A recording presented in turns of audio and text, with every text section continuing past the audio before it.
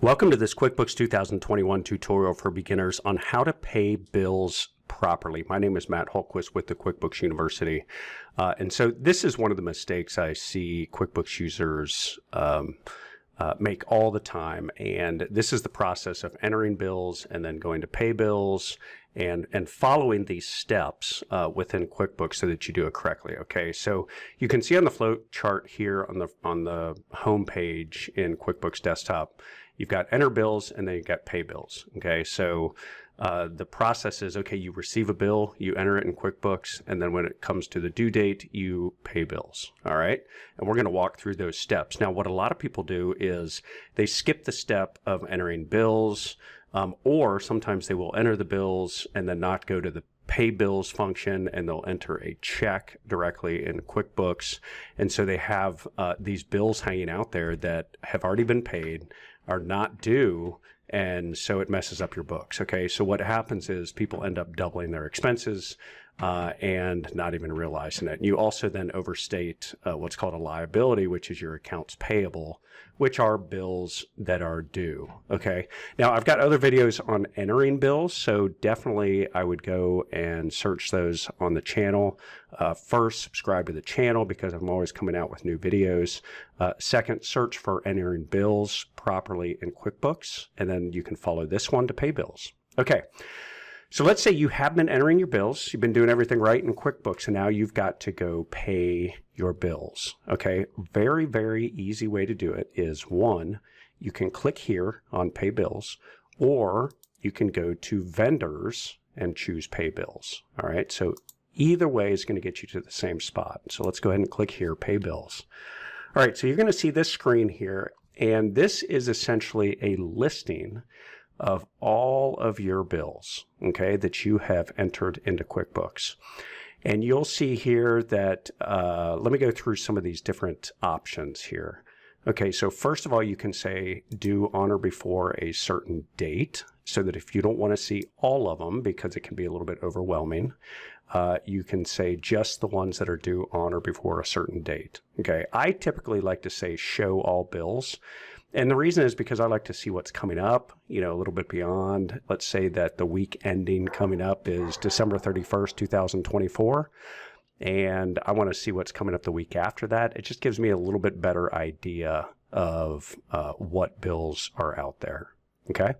Now you have a filter by, so you can filter your bills. Okay. It can just be for a vendor, and then you know, you can choose which vendor that you want to have on here just to show those bills. Okay, we're going to choose all of them.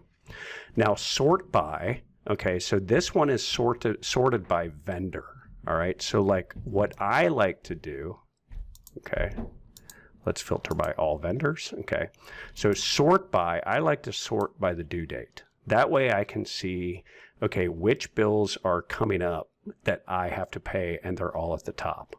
Now, of course, you can change this. You can sort by, you know, discount date, vendor, amount due, all sorts of different things. Now, for me personally, I like due date so that I can get a good snapshot of this. All right, so these are all the bills, and we'll talk about some of these columns here in just a minute. You come down to the bottom here, you can select all bills. If you do choose a bill, so for example, if I say Larson Flooring, I can go to the bill. You'll see here it's got the name and the bill reference number, the terms, etc., and the discounts, none. I can go to this bill. If I click this, it's going to take me directly to that bill. All right, so if I need to go back and look at some details, I can do that. You can also look down here, the payment, the date is going to be today's date. All right, so this is going to be the day you pay the bill. And then down here, you've got the method. Okay, so how are you paying this bill? Is it by check? Is it by credit card? Is it online bank payment? All right, so you can choose now which way you're paying this. So if it's by check, you're going to say to be printed. That is if you are going to print the check from QuickBooks. Or what I typically do, now I know you have an option down here for online bank payment, but I generally am not going to use that because there is a subscription where you can have, basically QuickBooks process this electronically. Now, what I do is if I pay something through online banking, I will put it to check. I will say assign check number. And then once I pay it, it's going to say, okay, assign the check number to it. And I say EFT or debit or online or something to that nature that lets me know that I paid this online. Okay. And then lastly, you're going to make sure that you choose the right bank account. Okay, so this is all coming out of the checking account. Very, very important to do, because if you pay a bunch of bills, it's in the wrong account, you hit save and close, it's going to be coming out of the wrong account, and it's going to mess up your bank account. So just really, really make sure this is the right account that you're paying these bills out of. Okay, so now you say, okay, I need to go in, and we've got an old one here. This one doesn't have a date, so you might want to go back and go to that bill, look it up, and put in the right due dates. All right. So now this one's pretty old, but let's say we had some problems with it, but now it's okay to pay. So we're going to check that off.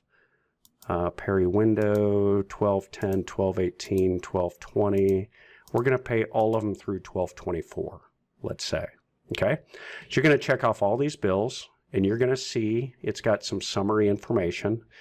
There are some discount dates that if we pay, for example, this one by November 30th, 2023, we get a discount. Unfortunately, we're beyond that date, and so we cannot take that discount. If there are any credits on any of these bills, okay, we'll check on some of these to see. There aren't any in these columns, credits used, anything. There's nothing showing up, and we don't see any down here, so there's no credits. But if you do have a vendor credit, you can say set credits and check off the credit, and it'll apply it to this bill so that you just pay the net amount of the bill. So it's going to be the gross bill less the credit, and you're going to pay that net amount due. Okay, so we go through, we say, okay, these are all the bills. We see the total is $13,583.60. Let's say that, yeah, that's a little much. Let's cut this down just a little bit. You know, let's just pay through the 20th. We get it down to $12,233 because some of these bills could wait another week, and we uncheck those bills. Okay, so now these are the ones that we're going to pay. And again, if it's to be printed, then it's going to put it in the print queue in QuickBooks, and you would have to load your, your check stock into your printer and then go to print the checks and send them off. We're going to assume that we paid these online, so we're going to say assign check number. Okay. Now, one thing I do want to mention here is if you notice, we have two bills being paid to Perry Windows and Doors. Okay. Now, since we have both of these checked off, QuickBooks is going to combine both of these into one check. Okay? Very, very important. If you don't want it to print on one check, what you're going to have to do is uncheck one of them, pay the bills, go back, pay bills again, and then check the next one, and it'll do them separately. Okay? But otherwise, it is going to combine these into one check. All right.